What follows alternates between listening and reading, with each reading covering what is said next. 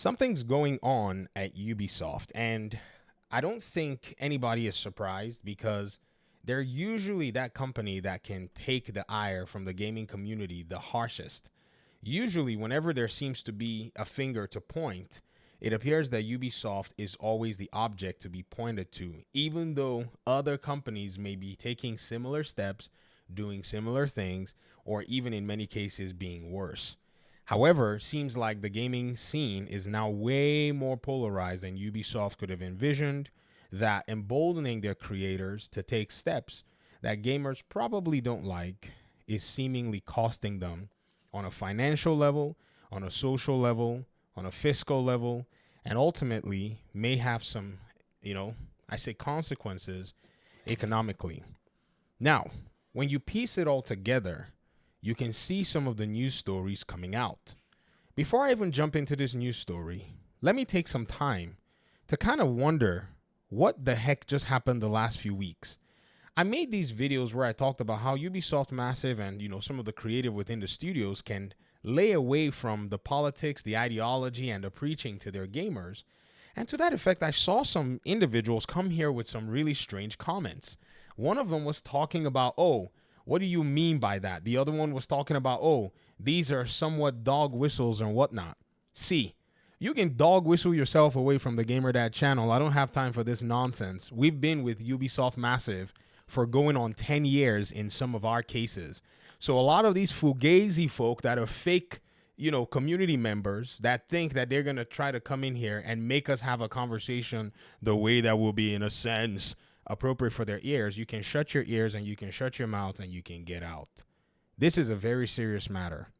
Many of you have been in the Division community for a long time. You know that if Ubisoft has a challenge or an issue, it will spill over to their studios. And many of us are genuinely concerned in terms of the fact that this actually is one of the companies that brings us one of our pieces of entertainment. That's just a concern. It's not like we're sitting there crying, wailing, and moaning.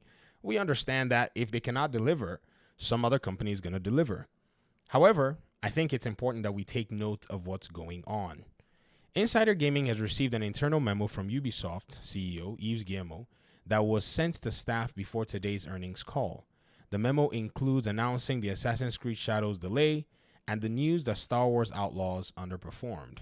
The full memo reads, "Dear all, we just issued a press release announcing our revised financial targets for the current fiscal year. First, Star Wars Outlaws initial sales proved softer than expected. Despite solid ratings from players that recognize the game's faithful transcription of the original trilogy's essence and richness, 76 on Metacritic, 3.85 on PS Store, 4 out of 5 on Xbox, and 4.45 on Epic. While players praise the sense of detail and beauty of the graphics and effectiveness of the reputation system and endearing character like Nyx, some also noted areas of improvement. You see, review scores do not put money in the pocket of developers.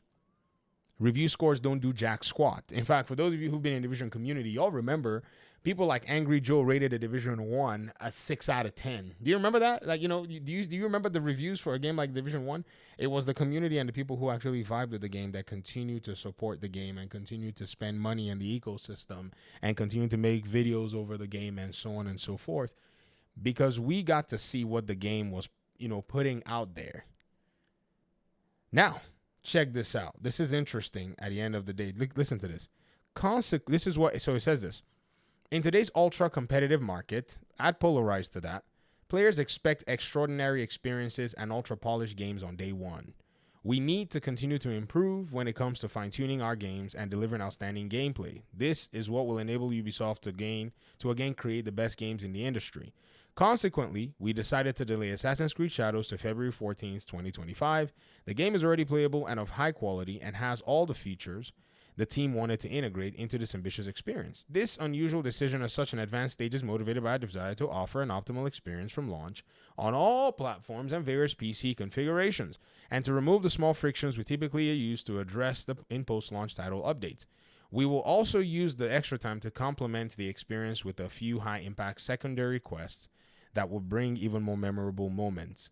This is not a good letter because this letter is basically saying we were about to bring out a game that was not up to our standards, because Ubisoft, you can say Today's industry requires ultra polish, but you are one of the companies that sets the standards of the day.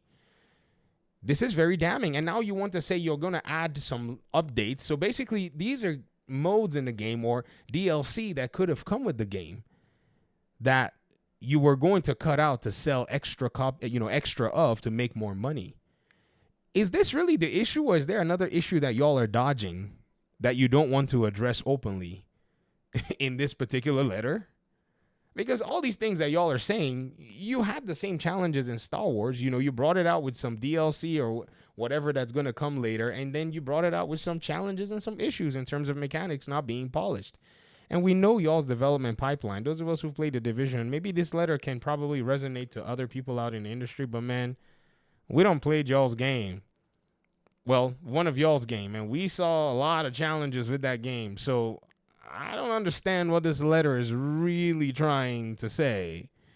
Additionally, as a result of listening to player feedback on other topics, our new releases, starting with Assassin's Creed Shadows, will again be available on Steam on launch day, in addition to being available on first parties, Epic's, and Ubisoft stores. Okay. We usually are used to y'all not bringing it. It's not like, well, maybe people are going to buy it because it's there. Also, we're currently rethinking our season pass model for our upcoming games.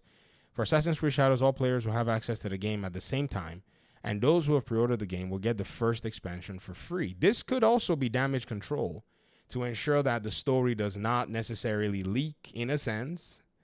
I don't know, man. Oh, there we go. Check it out. This is it right here. Lastly, I'd like to address the recent polarized coverage around our creative choices. We're an entertainment company. As such, our objective is not to endorse any specific agenda. Is that right? Our mission has always been to entertain players and enrich their lives with original and memorable experiences. Is that right? That resonate with the global audience. You've done so in the past. You've actually done a good job in the past. I'm not going to lie. Assassin's Creed games, they've always been fire. I mean, if you like the history and if you like the experiences and the world and so on and so forth, it's been really, really, really a fun time. I enjoyed Assassin's Creed Odyssey, man. The Greek, story and the impact was just so cool. This setback should not discourage us, but serve as a learning experience and drive us to act even more quickly. More than ever, let's continue to believe in our ability to bounce back while approaching the challenges we face with lucidity and determination. I would like to thank you for your commitment and to reiterate my confidence in our collective ability to surprise and meet expectations of a growing number of passionate players in the long term. Eves. I want to see Ubisoft win. This is a company, even though of its infamy or, reputation, has actually, affected my gaming perception. I'm not going to lie. Played Division for so many years, played some other, Ubisoft titles. So I'm not going to sit here and join everybody and point fingers in an inordinate way. Also, I'm not going to sit there quietly and not acknowledge that there's an issue. There is an issue. And the issues need to be resolved and solved. Ubisoft, you forgot that your audience is a growing and an aging audience.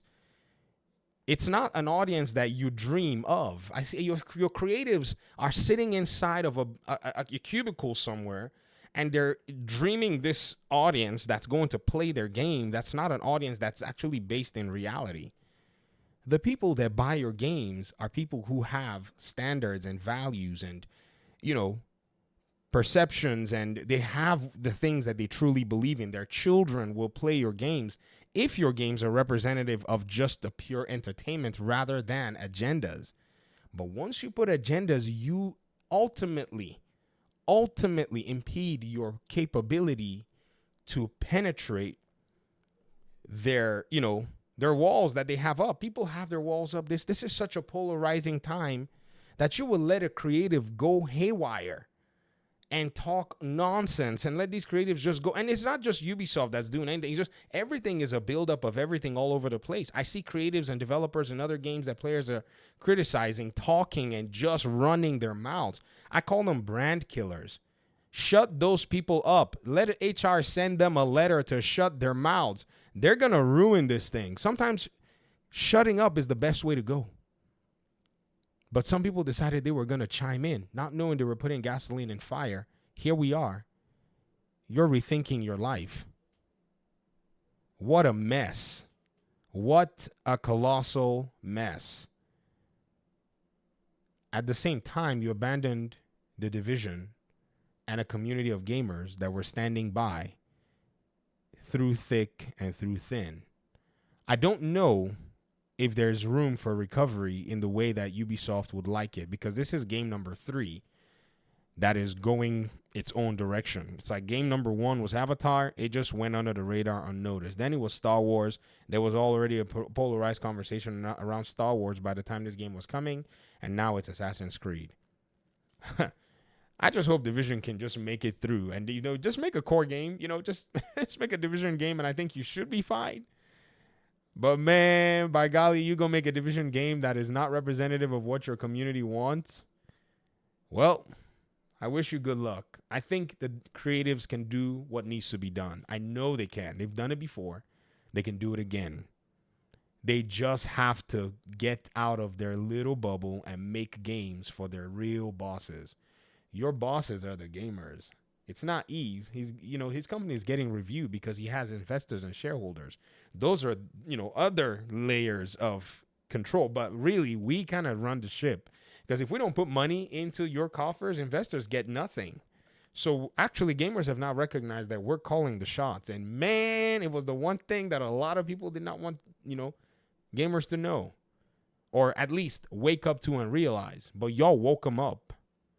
And here it is. Well, like I said, I wish y'all good luck. You guys can do it. I believe in you. Peace out.